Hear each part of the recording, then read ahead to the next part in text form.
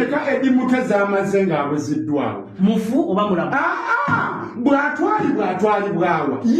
wa muhoze wakawe muhozi ekomera ebegazete muhozi sio mtu wa government muhozi ayino Palestina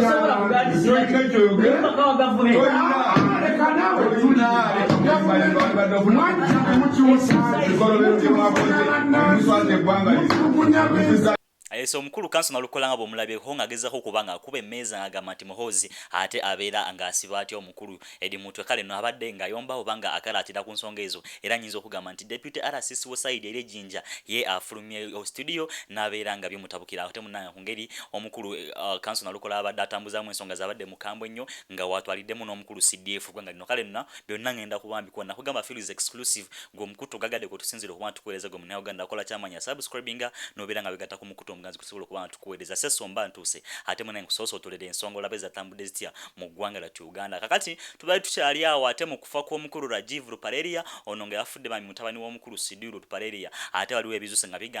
kigambibwa nti omukulu General Kaguta Museveni alina omukono mu kufa kw'omwami ono era byonna ngenda kubambi kuwanga we nkuletedde obujulizi kale no nza kugamba nti video jimpere like ebenge etambulira ddala oba ojibadde mafuta gagitambuza okutula kwewe munno gweyagala naye abenga gabana kubaka nga buno tambuza enjiri etambula mu Uganda Uganda buli munga abenga ategera kubiki eggwanga lyewe erimidde kale no seso nza kugamba nti Sheikh Ashrafu Deme musali nnyo mu kubanga ajjanjaba obulamu n'abeera okusomera busomezi duwe ekitabo kitukuvu kulancha ko eso obulamu ne bubanga buddamu nteo kale no sagala kuba nkulisa yansuke nkugirewo baka bw'omukulu kanso nalukola wabadde nga atwala tinka deputy RCC side ere jinja arengo nabeera mubaka wa His Excellency Yoweri Kaguta Museveni ku side yabula ate kansuke mukolayeko bamukulage bulungi olabe ensonga zino wezitambudde yabuzibwawo government muhozi yatuttewa edimutwe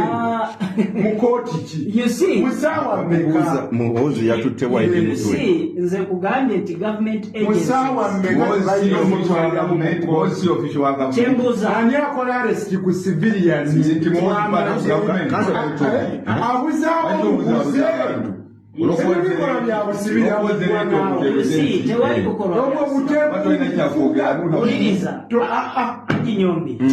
ekyenjawulo kya gavumenti edimuteza amazenga abuziddwawo mufu oba mulamu bwatwalibwawa wa muhoze wakawe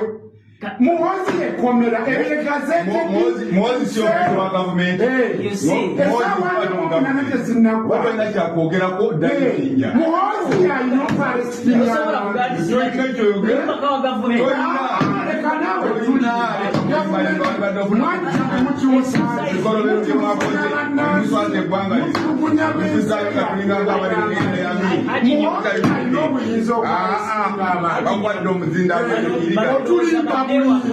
otulimba mulimbi twane nawo tukole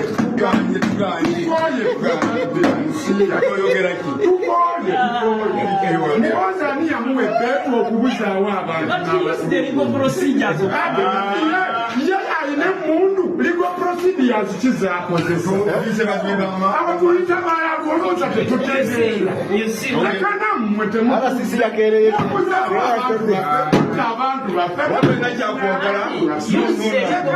ati musungu butya ligo process ya muhoze eriwa eteeka ligamba gwe bakute kale teyamukidinapinze yamwarestinze eteeka ligamba gwe barestinze atwalibwa mu kooti mu bbanga ki si musawa na mu munana bukyamubuzawo kati sawa mmeka agaye muyombesa kubo babasereko mukatale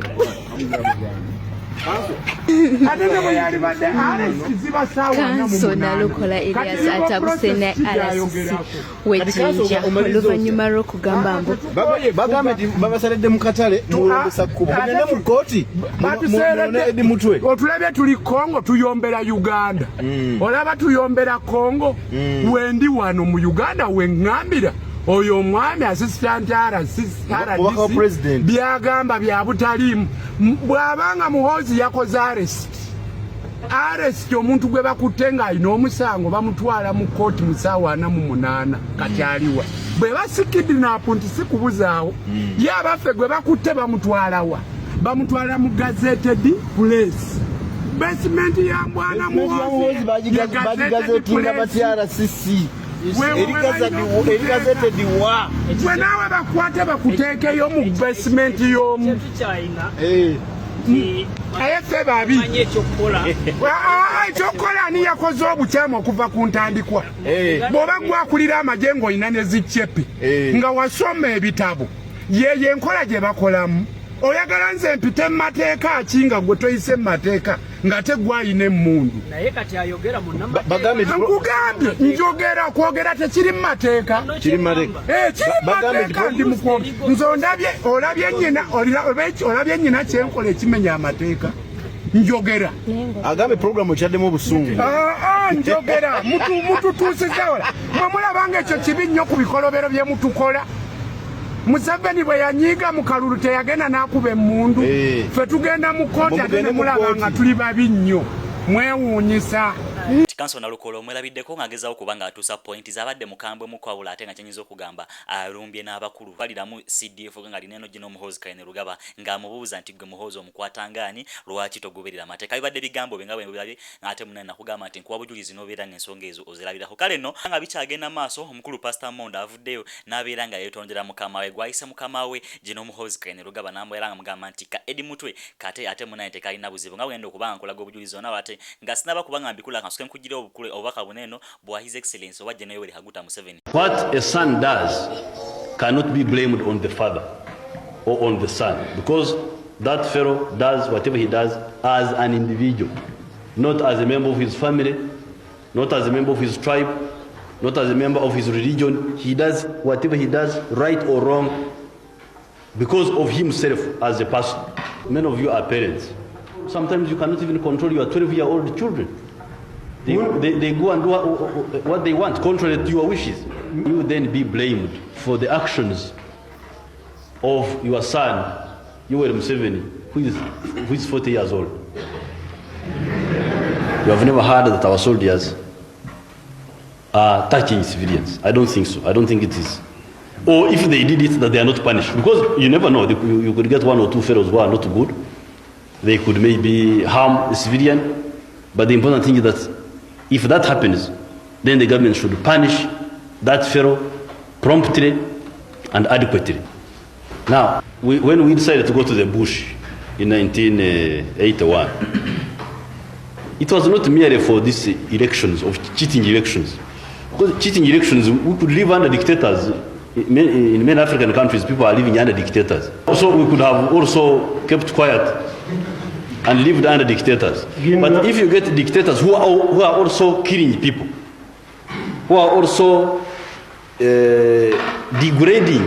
people, then it becomes intolerable. If you see all this, you know, I started with the point which was made by Apita, the point of peace. And you remember I said that peace is not all that difficult to bring in Uganda. Because the lack of peace has been caused by the governments themselves. More by the governments than by the population. Of course, there are also bad elements in the population. But the biggest responsibility for the absence of peace has been the governments themselves, rather than the population. Abalungi abatuuliriza era abatulaba olunaku olwaleero tukyaddeko ewa Sheikh Asiraf Dembe. Sebo nsanyusa okubalaba. Amannya agange nze Sheikh Asiraf Dembe akola ku bizibu by'enjawulo. Omuntu singa aba alina ebirwadde musomereddwa tumuwa amazzi ga lukuya nga bw'obadde ogalaba tugenda abantu ku kyoto ne twokya emizimu emibi egibabaamu n'okulomba edduwa. Abantu singa abeera ng'ali wano atuuse sobola okumulombera edduwa ne waba atatuuse nga mpadde amannya ge naye ng'ali wala maneetaaze. Enamba yange yeno eri 0701763711. Namwe bannyinaffe abali ebweru oyagala okuba nti oyagala okulombera ku dduwa ng'olina ebizibu viza zibuze amaka gakolongotana sente zikola zimpita mu ngalo ojja kumpeereza ekifaananyi kyo n'amanyago ebyo byokka bijja kummala nja kulombera edduwa ojja kutereera. Olunaku olusembayo mu mwezi mba n'edduwa eyawamu ffenna n'abalwadde bange abakadde n'abapya. Salaamu alaikum warahmatullahi wabarakatuh.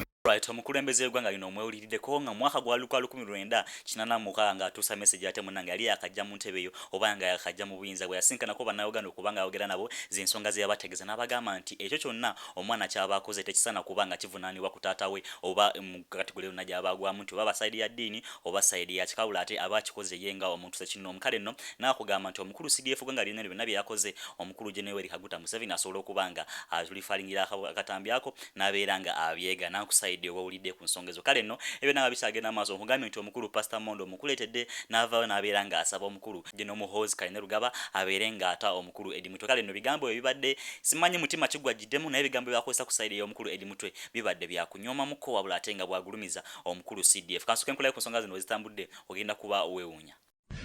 nga bulijjo amanya n'eddoboozi omusulwa Franklin Mondo Mugisha njagala Uganda eggwanga lyange nga bwe njagala nnyo Yesu okusinga ebirala byonna ate ne gavumenti yange gye bayita NRM njagala nnyo jambo sa afande Muhoozi nkulamusiza ssebo mbadde nkusaba busabi ng'omusumba ate mulinyira mukama waffe Yesu manyi kano ka video agenda kutuuka ku mangu nnyo ku speed akasajja ako akali mu basement kosomeseza olunyankole okate ekyo nze nkikusabye ekya basement kukasomesa olunyankole tikagenda kuyiga mangu nkamanyi ka Eddie Mutwe kaleke bambi kate akasajja ako ka Eddie Mutwe kaveewo kagende kakole emirimu era nga bw'omuwulira n'akaloboozi akatono oyo kyali wange bw'atyo Eddie Mutwe nkuzeeko naye ibansalako enviiri bwentu bwe twagenda nga tuyongo ku mukwano naye afande nkubuulira ka Eddie Mutwe tikalina binene katafande nkusaba Eddie Mutwe mpuliriza buuliza ku mulundi guno gwokka nkusabye Eddie Mutwe sooka omute Eddie Mutwe Eddie aveeyo ajja akola emirimu gy'aweereza omulala tekalina tabbu by the way kubase kasajja kosanga kayomba kogera bitakawatako kogera bintu ntubwe bitu era nga abala basumbuye babeera nembadde nkusaba Eddie Mutwe mute babe mutewe kyali wange eri musaidi eri kyali wange neyanziza afande Muhoozi jamba afande nebaza nnyo ng'omutadde ng'omujje mu basement ng'omumpadde mute muleke ku famire ye kigwe afande badde nsabusabi ekyo kigwe kale mukama akuwa omukisa famire gyendabire nkwagala nnyo mulabyeko omukulu Pastor Mondo ng'agezaako okubanga yeekunya ku side eyo ate munanga abeerenga asaba omukulu CDF abeerenga asansira omukulu Eddie Mutwe abeerenga mutanga bwamuyiseka Eddie Mutwe kale ate simanyi mutima gwajiddemu wabula ate obubaka nsobola okuba nga tubusanga mu comment section ne tulaba ensonga ezo zitambudde zitya ku side eyo wabula ate nga bwe nakugambye nti mu kufa kw'omukulu Rajiv Rupare ate munanga wali agazuuse nga kigambibwa nti General Kaguta Museveni ayinamu omukono sagala kuba njogera ku nsonga ezo kubanga ate biyinza okuba ebyabanene nga wogenda okuba obiraba wabula ate kankuweko azudde bwinono ali munene nabeeranga amuleka bannayuganda mwategedde ebigenda mu maaso omanyi ffe tubakuba kasavu kanyama Sidiru mutabani we yafiiridde mu accident naye Sidiru yali yakuba Museveni akasente nga akasente yakassa mu mannya ga mutabani segera kati Museveni yakutte mutabani wa Sidiru n'amutulugunya n'afiirayo we yafiiriddeyo ne bakozinga accident ne balaga nti emmotoka yakutte omuliro mutabani wa Sidiru n'afiire omwo ebigenda mu maaso mu Uganda we munakitegeerera nakugamba nti owagira omuwubi w'ekitala naye bw'aba asala ow'emmaaso ekitala kisooka mabega ng'akigalula naawe ow'emabega waga kisobola okusala olirayikira okusalika ekyo nkikubuulira Sidiru akoledde Museveni ebbanga lyonna ebyobugagga byonna byolaba bya Museveni Sidiru byayina naye Sidiru abadde akubanga Museveni akasente ng'amukuba akasente kati Museveni nga Sidiru ateeka mu mannya ga mutabani ng'ateresa mutabani akwasa mutabani munnange bamukutte bamukwata ne bamutwala ne batandika omutulugunya owulira n'afiirayo mu kumutulugunya owulira nga baagala kumanya kasente kaliwa mu kumutulugunya jjukira Museveni anoonya kasente ali mu mbeera ey'okwagala akasente kati buli gyakasuubira ajja kkajjayo mujja laba ng'akwata abo abamemba ba paalamenti abasikaasikamu gwasiseemu akawumbi gwasiseemu emmeka kubanga sente zeetaaga ekyo nkibabuulira olwafa ne bagamba tukikoze tutya katusetinge accident ku luguudo tekuli kamera n'ekyo nga bakulaga nti awo n'omuliro gwakoze eki emmotoka yakutta omuliro najjiiramu nafuuka kisiriiza kati mwe baito omukulu Marukiseka mutegeddala bulungi ensonga ezo bwabanga azikutusiriza batonyeza kugamba nti amaze okukola research amala okulaba ng'ensonga ezo azikulekawe batyo nga wabikunnyonnyodde sobola kuba ngendayo nnyo wabula ate abamu ku famire y'omusa oba abali ku side eyo bavuddeyo ne bayabala nga batuwa ensonga nga bwe bazitegedde oba nga eziri mu bulambulukufu wenkenyinza okuba nkugamba ku lwansonga nti omwami yagenda okuba nkuwa ate ali close nnyo ku side y'omukulu Sidiru Lupaleri yakale kanse kwembere nga mukuwa ate munango labe biki bwe batambudde omukulu yabadde nga afaatya akabenje kazeho katya tulabe ate muna ndimizo kwa nga bikotana n'ebyo mukulu Marukiseka yasoze okubanga tulaga from Kajansi to Munyonyo, and he reached the part of the road where there are barriers in the middle of the road. What is the place called? Busabala. I think he was driving very fast and there was a barrier in the road he did not know because I had not been living in Uganda. I'd just come back from London and he hit it at high speed. The car overturned and flew in the air for about 80 meters and crashed down in a flame, a ball of fire. So he was completely incinerated and the car was also incinerated and he died instantly, didn't get out. I'm sure you have seen some of the pictures on social media. He had come to Uganda to attend the wedding of a very close friend of his, a young man called Jonathan Tera Bahizi. He's the son of the former outgone Deputy Chief Justice, Richard Tera. So he was going to Munyonyo so that he can drive in the convoy with a groom to All Saints Church this morning. And that's when the accident happened. It was sudden and quick. Alright, nga bwe nasoose okubanga mbanyonyolako mu video yasoose nti omukulu yabadde ava Kajansi ku Munyonyo ate munalwokuba yabadde avugira ku lugendo lw'atamanyi n'abeera nga akoona oba bwe yakoonye emmotoka gwakawumulira ate munange kapuuti kwe yagiddawo Katonda waffe n'abeera nga oba omutonzi waffe n'abeera nga amujjula ebyatambudde ku sayidi eyo akati simanyi omukulu Marukiseka obujulizi abujjewo kuba nga atulako ku muliro gw'abadde awanda emabegakawo Phil's exclusive ensonga ezo kozisanga n'olaba ebitambula ku sayidi eyo kale nno abadde seso tukomawo n'amala amangi nnyo wekumire ku mukutu.